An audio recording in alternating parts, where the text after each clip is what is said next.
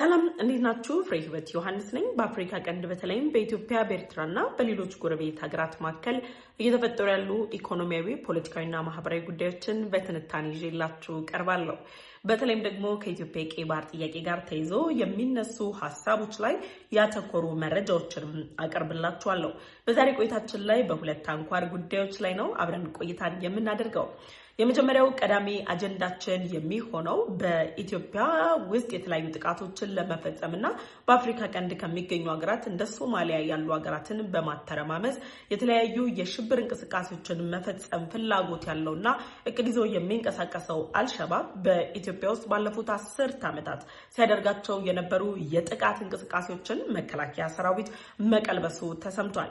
መከላከያ ሰራዊት የአልሸባብን አጠቃላይ ኦፕሬሽኖችን የቀለበሰበት እንዲሁም ደግሞ በኢትዮጵያና በፈረንሳይ መካከል ያለው የሁለትዮሽ ግንኙነት እያደገ መምጣትና ኢትዮጵያ 90% በላይ የሚሆነውን የገቢ ወጪ ንግድ እንቅስቃሴዋን የምታደርግባት ጅቡቲ የሚገኘው የፈረንሳይ የጦር ሰፈር ዋና አዛዥ ከኢትዮጵያ መከላከያ ሰራዊት የበላይ አመራሮች ጋር ያደረጉት ቆይታን በተመለከተ መረጃዎችን ይዤላችሁ ቀርቤያለሁ።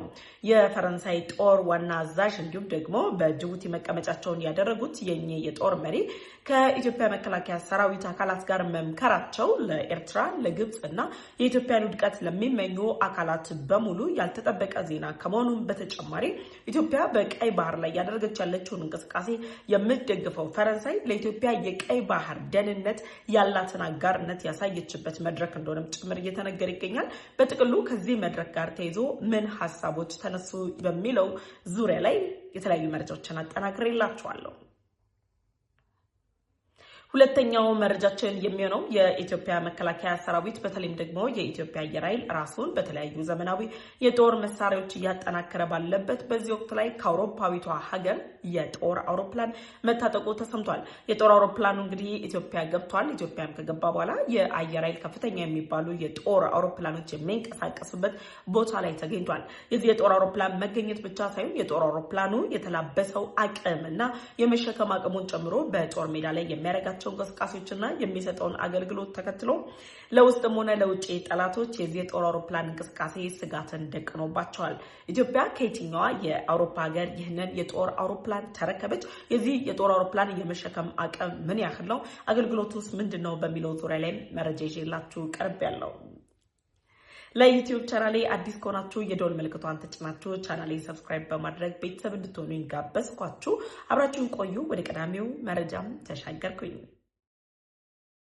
የመጀመሪያው ቀዳሚ አጀንዳችን የሚሆነው በአፍሪካ ቀንድ ላይ የሚገኙ የተለያዩ ሀገራት ላይ የሽብር እንቅስቃሴዎችን የሚፈጽመው አልሸባብ ሶማሊያ ላይ የተለያዩ ሽብር እንቅስቃሴዎችን ሲያደርግ ጥቃቶችን ሲከፍት ቆይቶ ኢትዮጵያ እንግዲህ በሰላም ማስከበር ሚናዋ ላይ የሶማሊያ ደህንነት በማስጠበቅ አልሸባብ በሶማሊያ ላይ እንደ እቅዱና እንደ ፍላጎቱ እንዳይቦርቅ እንቅፋት ሆናባት ባለፉት ጊዜያት ላይ ቆይታለች። ታዲያ የአልሸባብ ቡድን ከተለያዩ የውስጥ ኃይሎች እንዲሁም ደግሞ የኢትዮጵያ እድገትና ሰላም የማይፈልጉ የውጭ ኃይሎች ጭምር በሚያገኘው ድጋፍ ባለፉት 2 አስርት ዓመታት ኢትዮጵያ ላይ የተለያዩ ኦፕሬሽኖችን ለማድረግና የድንበር ጥቃቶችን ለመክፈት ሲንቀሳቀስ መቆየቱን የሚገልጹ መረጃዎች በተደጋጋሚ ሲወጡ ተስተውሏል። ነገር ግን አልሸባብ በተለያዩ ሀገራት ላይ የሽብር ጥቃቱን ሲፈጽምና የተለያዩ ድሎችን ሲጎናጸፍ የቆየ ቢሆንም በኢትዮጵያ ላይ ግን በ2 አስርት ዓመታት ሊፈጸማቸው ያሰቡት ጥቃቶች ሳይሳኩ መቅረታቸውን የኢትዮጵያ መከላከያ ሰራዊት እንግዲህ አድርጓል። ታዲያ በሰሞኑም በአፍሪካ ቀንድ ላይ የተለያዩ የሽብር እንቅስቃሴዎች በተጠናከሩበት በዚህ ወቅት ላይና ኢትዮጵያ ወደ ቀይ ባህር ከምትገባባቸው ዋነኛ ምክንያቶች የ130 ሚሊዮን ሕዝብ ጥያቄ መመለስ የኢኮኖሚ የፖለቲካና ዲፕሎማሲያዊ ጫናን ከመፍጠርም ባለፈ አሜሪካና እስራኤል በቀይ ባህር ዳርቻና በቀይ ባህር ላይ የሚንቀሳቀሱ የተለያዩ የሽብር ኃይሎችና አማጽያንን ለመከላከል የሽብር ጥቃቶች እንዳይፈጸሙ ኢትዮጵያ ጉልህ ሚናን እንድትጫወትና የቀይ ባህር ደህንነትን እንድታስጠብቅ ባላቸው ፍላጎት አማካኝነት መሆኑም ይነገራል። ታዲያ እነዚህ ሁሉ ሐሳቦችና ፍላጎቶች በአሜሪካና በእስራኤል በኩል ዝም ብለው የመነጩ ወይም ደግሞ የተነሱ ሐሳቦች ሳይሆኑ ኢትዮጵያ የሽብር ጥቃቶችን በመከላከል ከራሷ ሀገር አልፎ በጎረቤት ሀገራት ላይ የሚቃጡ ሙከራዎችን ጭምር እያከሸፈች የደረሰችበትን ሁኔታ በመረዳትም ነው። በአሜሪካና በኢትዮጵያ መካከል የቀይ ባህር ደህንነትን ለማስጠበቅና በቀይ ባህር ላይ የሚደረጉ የሽብር እንቅስቃሴዎችን ለመከላከል የተደረሱ የመግባባት የመግባባት ስምምነቶችን ተከትሎ ኢትዮጵያ የቀይ ባህር ደህንነትን ለማስጠበቅ ወደ ቀይ ባህር መቀላቀሏ አይቀሬ መሆኑ እየተነገረ ባለበት በዚህ ወቅት ላይ መቀመጫውን ጅቡቲ ያደረገው የፈረንሳይ የጦር መሪ ወይም ደግሞ የፈረንሳይ ጦር አዛዥ ጀነራል የሆኑት እንግዲህ ከኢትዮጵያ ከፍተኛ መከላከያ ሰራዊት አመራሮች ጋር በጋራ ሆነው መክረዋል። እንግዲህ በጅቡቲ የሚገኘው የፈረንሳይ ጦር አዛዥ የሆኑት ጀነራል ሰባስቲያን ቫሌት ከጁን 23 ማለት ነው ከሁለት ቀናት በፊት ጀምሮ አዲስ አበባ ተገኝተው የኢትዮጵያ መከላከያ ሰራዊት እያደረጋቸው ያሉ እንቅስቃሴዎች እየተደረጉ ያሉ የጦር አቅም ግንባታዎች ከዛም በተጨማሪ ደግሞ ኢትዮጵያ በአየር ኃይል ላይ በምድር ጦር ላይ በእግረኛ ጦሯ ላይ በባህር ኃይሏ ላይ ጭምር ያመጣቻቸው ለውጦች ከኢትዮጵያ ከፍተኛ መከላከያ ሰራዊት አመራሮች ጋር በጋራ በመሆን ጉብኝት እያደረጉ ይገኛሉ። ታዲያ የተለያዩ አስተያየት ሰጪዎች በፈረንሳይና በኢትዮጵያ መካከል ያለውን የሁለትዮሽ ግንኙነት በተለይ ደግሞ ከጂ7 መድረክ በኋላ የሁለቱ ሀገራት ግንኙነት የቀዘቀዘ ነው የሚሉ አመለካከቶችን እያነሱ ባሉበት በዚህ ወቅት ላይ የጉብኝት መካሄዱ ለኢትዮጵያ ጠላቶች ያልታሰበ ነገርም ሆኗል።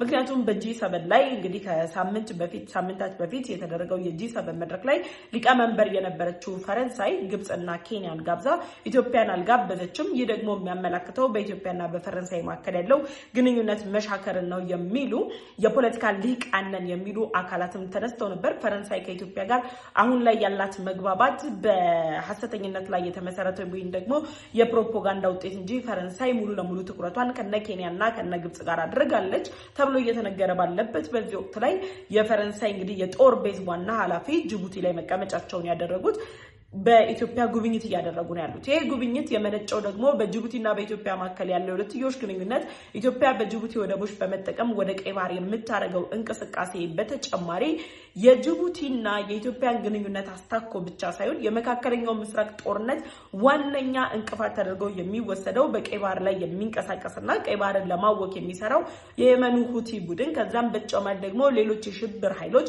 እና አልሸባብ እና አልቃይዳን የመሳሰሉ ኃይሎች የሚያደርጓቸው እንቅስቃሴዎችን መነሻ ያደረገ ነው። ስለዚህ ፈረንሳይ የጦር ቤዟን ጅቡቲ ላይ ከመገንባቷ ጋር ተያይዞ የፈረንሳይ የጦር ቤዝ ያለውን ጅቡቲ ላይ ያለውን ሚና በማሳደግ ደግሞ እነዚህ ሀገራት በሁለትዮሽ ተጣምረው የቀይ ባህር ደህንነትን ኢትዮጵያ እንድታስጠብቅ ወይም ደግሞ የኢትዮጵያን የቀይ ባህር ጥያቄ ፈረንሳይ እየደገፈች ባለችበት በዚህ ወቅት ላይ ጀነራሉ አዲስ አበባ መገኘታቸው ፈረንሳይ ለኢትዮጵያ የቀይ ባህር እንቅስቃሴ ወይም ደግሞ የቀይ ባህር ጉዞ መሳካት ትልቁ ሚና እንደምትጫወት የሚያሳይ ነው።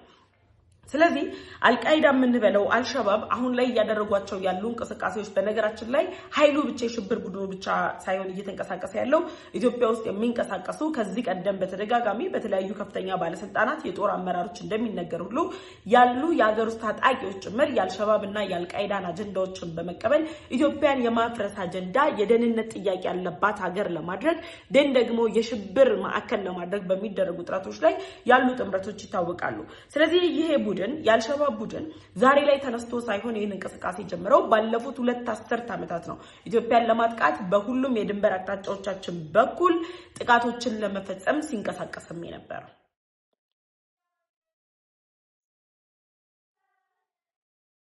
ስለዚህ የአልሸባብ ቡድን ይህንን እያደረገ ባለበት በዚህ ወቅት ላይ የኢትዮጵያ መከላከያ ሰራዊት አልሸባብን ከድንበር ለማራቅ አልሸባብ እቅድ እንዳይሳካ አልሸባብ በኢትዮጵያ ውስጥ ገብቶ ጥቃት እንዳይፈጽም ያደረገውን ጥንቃቄ የተከላከለበት መንገድን አልሸባብ በኢትዮጵያ ድንበር አቅራቢያ ላይ እንዳይጠጋ የተወሰዱ እርምጃዎች ኢትዮጵያ በጸረ ሽብር እንቅስቃሴ ላይ ያላትን አቋም ያሳየ ብቻ ሳይሆን የኢትዮጵያ መከላከያ ሰራዊት አገሩ ስላሉ ታጣቂ ኃይሎች ታጥቀናል ለሚሉ ኃይሎች ብቻ ሳይሆን እነሱን ለሚያስታጥቋቸው እነሱን ስምሪት ለሚሰጧቸው የጦር መሳሪያ አጋዦቻቸው የሴራ አጠንጣኞቻቸው ሃይማኖታዊና ፖለቲካዊ አጀንዳዎችን ጭምር እያቀባበሉ አገርንቱን ለማተራመስ የሚሰሩ ኃይሎችን የኢትዮጵያ መከላከያ ሰራዊት መዋጋት እንደሚችልና እነዚህ ኃይሎች ያሰቡትን እቅድ ሳያሳኩ ኢትዮጵያ ላይ የደገሱትን የሞት ድግስ ኢትዮጵያ ላይ የደገሱትን የጦርነት ድግስ ማሳካት እንደማይችሉ የኢትዮጵያ መከላከያ ሰራዊት ባለፉት 20 ዓመታት ያሳየው ፐርፎርማንስ ያሳየው አቅም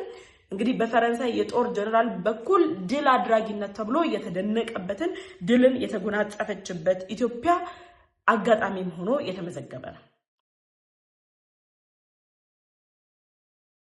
ታዲያ የፈረንሳይ የጦር ጀነራል በሚያደርጓቸው ጉብኝቶች ሁሉ ከኢትዮጵያ የቀይ ባህር ጥያቄ ጋር ተያይዞ በተለይም ደግሞ ኢትዮጵያ ቀይ ባህርን ያጣችበት ታሪካዊ አጋጣሚና ኤርትራ አሁን ላይ የግዛት አካል ነው ብላ ቀይ ባህርን እንደፈለገች በምትናገርበት ወቅት ላይ በተደጋጋሚ በሚያደርጓቸው ቃለ መጠይቆችም ሆኑ በተለያዩ መንገዶች በሚያንጸባርቋቸው ሐሳቦች የሚታወቁት የመከላከያ የውጭ ግንኙነትና ወታደራዊ ትብብር ዳይሬክተር የሆኑት ሜጀር ጀነራል ተሾመ ገመቹ ከፈረንሳይ የጦር አዛዦች ጋር ስብሰባን አድርገዋል። የኢትዮጵያ መከላከያ ሰራዊት የአመራር ብቃቱ የተገነባው ስትራክቸር የታጠቀው የጦር መሳሪያ አይደለም ለአልሸባብ ይቅርና የታጠቃቸው ዘመናዊ ቴክኖሎጂን የተላበሰ የጦር መሳሪያዎች የትኛውም ኃይል ምድራዊ ኃይል ኢትዮጵያን ማጥቃት እንደማይችልና ኢትዮጵያ ያንን ኃይል የመቀልበስ ደግሞ ያንን ኃይል ደግሞ የመመከት አቅም እንዳላት ጭምር ያሳየ ነው። በዚህ መድረክ ላይ ሜጀር ጀነራሉ ካነሱት ሐሳብ ባይዘ በጣም ያስገረመኝ አንድ ሐሳብ ብቻ ሳይሆን መገረም ብቻ ሳይሆን ሊቀጥልና ሊበረታታ የሚገባው የኢትዮጵያ መከላከያ ሰራዊት የህዝብ ድጋፍ ያለው ህዝብ የሚደግፈው ለቆመበት ዓላማ እየሞተ ያለ በመከላከያ ሰራዊት ውስጥ ያሉ ሰራዊቶች የኢትዮጵያን ደህንነት ለማስጠበቅ የኢትዮጵያን ሉዓላዊነት ለማስከበር የሚከፈለውን ዋጋ ሁሉ ከፍለው ኢትዮጵያ በክብር እንድትቆምና ሉዓላዊነቷ ተጠናክራ እንዲቀጥል ዋጋ እየከፈሉ መሆናቸውን የሚያሳይና እያገኙት ያለውን ተቀባይነት በይፋ ያንጸባረቀ ድል አድራጊነት የታየበት መሆኑን ገልጸዋል። ስለዚህ ሜጀር ጀነራሉ ይህንን ሲገልጹላቸው ለፈረንሳይ ጦር አዛዡ የገለጹላቸው መገለጽ ስላለበት ብቻ ሳይሆን የፈረንሳይ ጦር አዛዥ ይህንን እውነታ እንዲረዱና ዓለም አቀፉ ማህበረሰብ በኢትዮጵያ ላይ እየተደረጉ ያሉ ትንኮሳዎችን ኢትዮጵያ እየታገሰች ያለችው መከላከያ ሰራዊቱ አቅም ስላልገነባ ድንበር ላይ የሚደረጉ እንቅስቃሴዎች ዘመናዊ ቴክኖሎጂን ያልተላበሱ የጦር አቅሞች ስለሌሉን ሳይሆን የኢትዮጵያ መከላከያ ሰራዊት አይደለም ለግብጽና ለኤርትራ አልሸባብን ጨምሮ ለሌሎች የሽብር ኃይሎች የማይንበረከክ ነገር ግን የህዝብ ድጋፍን ይዞ የህዝብን ደህንነት እያስጠበቀ የሀገርን ሉዓላዊነት የሚያስጠብቅ ኃይል መሆኑን ያስመሰከረበት ነው። ስለዚህ በፈረንሳይ እና በኢትዮጵያ መካከል ያለው የሁለትዮሽ ግንኙነት አብቅቷል የምትሉ ሰዎች ዲፕሎማሲያዊና ፖለቲካዊ ብቻ ሳይሆን የፈረንሳይ ጦር ጅቡቲ ላይ ተቀምጦ የኢትዮጵያ የቀይ ባህር እንቅስቃሴ በጅቡቲ በኩል የሚደረገው የገቢዎች ንግድ እንቅስቃሴ ደህንነት ጭምር የሚያሳስበውና በእነዚህ ጉዳዮች ላይ አተኩሮ በመስራት ኢትዮጵያን ወደፊት ማሻገር እንደሚቻል የሚያምን ትልቅ ተቋም መሆኑን ያስመሰከረ ነው። ስለዚህ እኚህ ሰው በኢትዮጵያ እያደረጓቸው ያሉት እንቅስቃሴዎች ከነ ፊልድ ማርሻል ብርሃኑ ጁላ ጋር ጭምር ተገናኝተዋል። ከበላይ የኢትዮጵያ ጦር መሪዎች ጋር ተገናኝተዋል። ይህ ደግሞ በፈረንሳይና በኢትዮጵያ መካከል ያለውን የሁለትዮሽ ወታደራዊ ትብብር ወታደራዊ ጥምረትን የሚያሳድግና የሁለትዮሽ ግንኙነታችንን የሚያጠናክር ዜና ተደርጎም ተወስዷል። ስለዚህ ግብጽና ኤርትራ የላካችሁት አልሸባብ ባለፉት 20 ዓመታት ሲቆፍር የነበረው ጉድጓድ ያልተሳካው ስትራቴጂያችሁን ስታችሁ ወይም ደግሞ ኢላማችሁን ስታችሁ ሳይሆን የኢትዮጵያ መከላከያ ሰራዊት ኢላማ ያልሳተ የመከላከል ስርዓትን ስለሚጠቀም ደግሞ አልሸባብ በኢትዮጵያ ላይ እርምጃ የመውሰድ አቅም እንደሌለው የሚያሳይ ነው። ለዚህም ነው የአልሸባብ የጦር ትንኮሳዎች አልሸባብ የሚያደርጋቸው የሽብር እንቅስቃሴዎች አልሳኩ ሲል ሃይማኖታዊ ሽፋን የተሰጣቸው ፕሮፓጋንዳዎችን በማሰራጨት በተለያዩ ክልል መዳረሻዎች በተለያዩ አካባቢዎች ላይ እንግዲህ የተለያዩ ዜናዎችን እየሰማን ያለ ነው ማለት ነው። በዚህ ጉዳይ ላይ ሀሳብ አስተያየታችሁን ኮሜንት ሴክሽን ላይ አሳውቁኝ። ወደ ሁለተኛው አጀንዳም ተሻገርኩኝ። ሁለተኛው አጀንዳችን የኢትዮጵያ አየር ኃይል ራሱን እያደራጀ ዘመናዊ የጦር መሳሪያዎችን እየታጠቀ ባለበት በዚህ ወቅት ላይ ኢትዮጵያ እያደረገች ያለችው የጦር ዝግጅት የመከላከያ አቅም ማጠናከር የምትታጠቃቸው ዘመናዊ የጦር መሳሪያዎች በኤርትራ ላይ ጥቃት ለመፈጸም ነው የሚሉ ሐሰተኛ ክሶች እየቀረቡ ይገኛሉ። ምንም እንኳን ኤርትራ እና ግብጽ የተለያዩ ዶሴዎችን በኢትዮጵያ ላይ የመክፈት ሂደታቸውን አጠናክረው ቢቀጥሉም የተለያዩ ሐሰተኛ አጀንዳዎችን እያራገቡ ኢትዮጵያን ግጭት ቀስቃሽ ጦርነት ፈጣሪ የዓለም አቀፉ ማህበረሰብ ሊገነዘባት የሚገባ ሀገር አድርገው የቀጠናው አተራማሽ እንደሆነች እየገለጹ ቢሆንም ከኢትዮጵያ በኩል እየተደረጉ ያሉ የዘመናዊ የሆነ የጦር ሰራዊትን የመገንባት እንቅስቃሴዎች ተጠናክረው ቀጥለዋል። ኢትዮጵያ አሁን ላይ ከወራት በፊት የኢትዮጵያ መከላከያ ሚኒስተር እንግዲህ ኢንጂነር አይሻ ቤላሩስ ድረስ ሄደው ከቤላሩስ መንግስት ጋር የሁለትዮሽ ስምምነቶች ተፈርመው ነበር። ከቤላሩስ ጋር የተፈረሙ የመግባቢያ ስምምነቶችን ተከትሎ ቤላሩስ ለኢትዮጵያ የተለያዩ ጦር መሳሪያዎችን እንደምታስታጥቅና ወታደራዊ ትብብራችን እንደሚያድግም ኢትዮጵያ በግዢም ሆነ በተለያዩ መንገዶች የቤላሩስ የጦር መሳሪያዎችን ታጥቃ ኢቭን ደግሞ ባለሙያዎችን በማሰልጠን ጭምር ወታደራዊ ትብብሮች ተደርገዋል ወይም ደግሞ ስምምነቶች ተደርሰዋል። ያን ትብብር መነሻ ያደረገና የኢትዮጵያን ጠላት ኃይሎች በተለይ ደግሞ ኢትዮጵያ ላይ የአየር የበላይነትን እንወስዳለን ብለው የሚያስቡ ኃይሎችን የአየር የበላይነት መውሰድ ቀላል እንዳልሆነና የኢትዮጵያ አየር ኃይል ዛሬ ላይ ብቻ ሳይሆን ባለፉት ጊዜያት ባለፉት ዓመታት ባለፉት አስታውሱን ከሆነ የአሜሪካ ጠቅላይ ኤታማዦር ሹሙ በአፍሪካ ያሉት ጀነራል ዳግዊን አንደርሰን ሲመጡ ኢትዮጵያ በአየር ኃይል እድሜዋ ሁሉ ከአሜሪካ አየር ኃይል የተሻለ እድሜ እንደነበራት ዘመናዊነቱ ከጥንት ጀምሮ የነበረና ኢትዮጵያ በዚህ ዘርፍ ላይ አውንታን ያገኘች የተመሰገነች መሆኗን ገልጸዋል። ስለዚህ የኢትዮጵያ አየር ኃይል ከቤላሩስ አየር መንገድ አደገኛ የተባለ የጦር አውሮፕላንን እንግዲህ የሐረር ሜዳ አየር ኃይል ላይ እንግዲህ አርፏል። ያ የጦር አውሮፕላን ማለት ነው። ከቤላሩስ የመጣው የጦር አውሮፕላን እንዳለሳሳት እያነበብኩ ልንገራችሁ TAEAVA የተባለው የቤላሩስ አየር መንገድ ንብረት የሆነና የምዝገባ ቁጥሩ EW 355TH ወይም ደግሞ የበረራ መለያ ኮዱ TXC 1426 የሆነ ኢሉዥን IL-76TD የተባለ ግዙፍ የጭነት አውሮፕላን ነው። ይህ የጭነት አውሮፕላን ከሚኒስክ ተነስቶ ነው ከቤላሩሱ ከተማ ከሚኒስክ ተነስቶ በቀጥታ የት ነው ያረፈው? በኢትዮጵያ የሐረር ሜዳ ላይ ማረፊያውን ወይም ደግሞ መዳረሻውን አድርጓል። ይሄ ማለት የኢትዮጵያ አየር ኃይል በይፋ ተረክቦታል። ይህ ደግሞ በሁለቱ ሀገራት መካከል የተደረጉ ወታደራዊ ትብብሮች ወታደራዊ ስምምነቶችን ተከትሎ የመጣ የሁለትዮሽ ጥምረት ነው። የኢትዮጵያ አየር ኃይል የታጠቀው ይህ የጭነት አውሮፕላን ምን ይዛል ወይም ደግሞ ምን ቁሶችን ሊያጓጉዝ ይችላል? አሁን ላይ ህዋትም እንበለው የኤርትራ ጦር ኢትዮጵያን በዚህ ወቅት ላይ ወደ ግጭት እንድትገባ እየተፈታተኗት ያለው መልክዓ ምድሩን መነሻ በማድረግ ክረምትን እንዳሸናፊነት ስለሚመለከቱትና በክረምት የሚነሱ ጦርነቶችን የኢትዮጵያ መከላከያ ሰራዊት ብልጫ አይወስድም የሚል ሐሰተኛ ናሬሽኖች ወይም ደግሞ ሐሰተኛ ትርክቶችን በራሳቸው ፈጥረው ስለሚንቀሳቀሱ ነው። ስለዚህ አሁን ላይ ኢትዮጵያ እያደረገች ባለችው እንቅስቃሴ አየር ኃይሏን ከምን ጊዜውም በላይ አጠናክራለች። የራሷን ድሮኖች እያመረተች ነው። ዓለም በአግርሞት የሚመለከታቸው አደገኛ የጦር ድሮኖች የእስራኤል ምርት የሆኑ የሩሲያ ምርት የሆኑ የቱርክ ምርት የሆኑ የሌሎች ሀገራት የጦር ድሮኖች ብቻ ሳይሆን ሄሊኮፕተሮችን ጭምር የኢትዮጵያ አየር ኃይል ታጥቋል። ይህ አየር ኃይል የጦር ብቃቱን በፕሮፓጋንዳ አይደለም የሚያሳየው። ይህ አየር ኃይል የጦር ብቃቱን በትርክት ደረጃ አይደለም የሚያሳየው።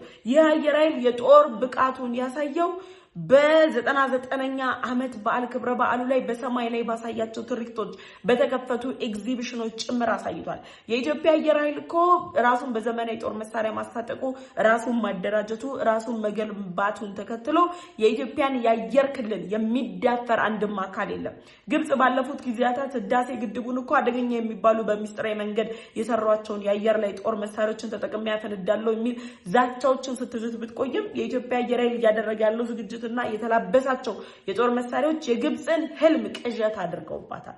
ስለዚህ አሁን ላይ የኢትዮጵያ አየር ኃይል ይህንን የጭነት አውሮፕላን ሲታጠቅ ምን የመሸከም አቅም አለው የሚለው የቤት ስራ ነው የሚሆንባቸው። ምክንያቱም ቀላል ነገር አይደለም መሸከም የሚችለው። የሚሸከመው ምንድነው ነው?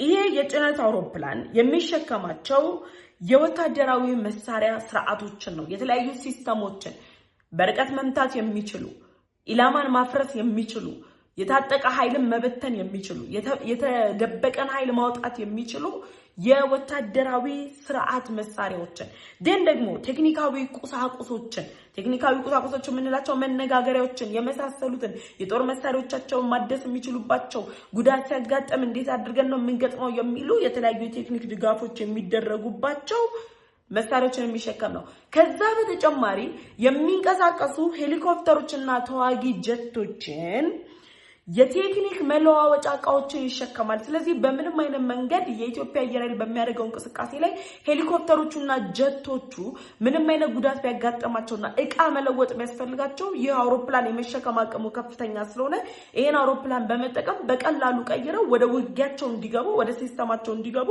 ማድረግ የሚችል ነው። ሌላው አስገራሚው ነገር የራዳር ወይም ደግሞ የጸረ አውሮፕላን መከላከያ ስርዓት ክፍሎች አሉት። ይሄ ማለት ራዳር ተዘርግቶ የሚደረጉ ውጊያዎችን ከኤርትራ መንበለው ከግብጽ መንበለው ህወሓት መንበለው የትኛውም ኃይል የጸረ አውሮፕላን መከላከያዎችን የህወሓት የማይሆን ነው። ምክንያቱም ወደ 400 ሚሊዮን ያወጣበት የጸረ አውሮፕላን መከላከያ አሁን ላይ ምን ደረጃ ላይ እንዳለ የሚታወቅ ጉዳይ ነው። ስለዚህ የጸረ አውሮፕላን መከላከያ ስርዓቶችን ወይም ደግሞ እነዚህን ክፍሎችን ያለ የተላበሰ ነው። ስለዚህ የሚወረወሩ ጥቃቶች የማያገኙት የሚወረወሩ ጥቃቶች የን አውሮፕላን ማስቆም የማይችሉ ናቸው። ሌሎቹ እጅግ ግዙፍ የሆኑ ወታደራዊ ሃርድዌሮች አሉት። ወታደራዊ ሃርድዌሮች ለአንድ የጦር አውሮፕላን እጅግ አስፈላጊና መሰረታዊ ነገሮች ናቸው። ስለዚህ ይህንን የጦር አውሮፕላን የኢትዮጵያ አየር ኃይል ተረክቦ የሐረር ሜዳ ላይ መታየቱ ለነ ኤርትራና ለነ ግብጽ ሄሊኮፕተርና ጀቶችን ተጠቅመን ጥቃት እንፈጽማለን ለሚሉት ብቻ ሳይሆን የጦር ዝግጅት አድርጌ ጨርሻለሁ፣ የአየር መቃወም ያለኝ፣ የድሮን መከላከያ ያለኝ ብሎ ለሚፎክረው ለህወሓት ጭምር ያልተጠበቀ መርዶ ነው። ስለዚህ ህወሓት አሁን ላይ የከሸፈውን የጸረ ድሮኑን ጨምሮ ሌሎች የጦር መሳሪያዎችን ጭምር ተጠቅሞ የኢትዮጵያ መከላከያ ሰራዊት የሚያደርገውን እንቅስቃሴ አስቆማለሁ ቢል እንኳን የሚያደርገው እንቅስቃሴ ቅዠት መሆኑን የሚያሳይ ነው። ስለዚህ በኢትዮጵያና በቤላሩስ መካከል የተደረሰው የሁለቱ የመከላከያ ትብብር አሁን ላይ አድጎ እስከ ጦር መሳሪያ መታጠቅ ድረስ የዘለቀና እነዚህ ሁለት ሀገራት በቀጣይም ደግሞ ሌሎች ስምምነቶች የደረሱባቸውን ጉዳዮች ተፈጻሚነት በማረጋገጥ የኢትዮጵያ ጦር ራሱን እያደራጀ ያለበት ሁኔታ ነው ያለው። ለዚህ ደግሞ መጀመሪያ ላይ ያጋሯቸው የጅቡቲ ያለው የፈረንሳይ ጦር የኢትዮጵያን የጦር ዘመናዊነትን የመሰከረበት ዓለም አቀፉ ማህበረሰብ የሚመሰክርበትና እንደ ግሎባል ፋየር ፓወር ያሉ ተቋማትም የኢትዮጵያን ደረጃዎች በየጊዜው እያሻሻሉ እያወጡበት ሁኔታ ነው ያለው። በዚህ ጉዳይ ላይ ማሳብ አስተያየታችሁን ኮሜንት ሴክሽን ላይ አሳውቁኝ። አብራችሁ ቆየሁት። ፍሬ ህይወት ዮሐንስ ነበርኩኝ። ለዩቲዩብ ቻናል አዲስ ከሆናችሁ የደወል ምልክቷን ተጭናችሁ ቻናሌን ሰብስክራይብ በማድረግ ቤተሰብ እንድትሆኑ ጋበዝኳችሁ። ቻናሌን ሰብስክራይብ አድርጋችሁ ቤተሰብ ከሆናችሁ ላይክ እና ሼር በማድረግ ለወዳጅ ዘመዶቻችሁ እንድታጋሩ ጠይቃችኋለሁ። በቀጣይ በሌሎች ዝግጅቶች ተመልሼ እመጣለሁ። እስከዛው ቸር ቆዩ።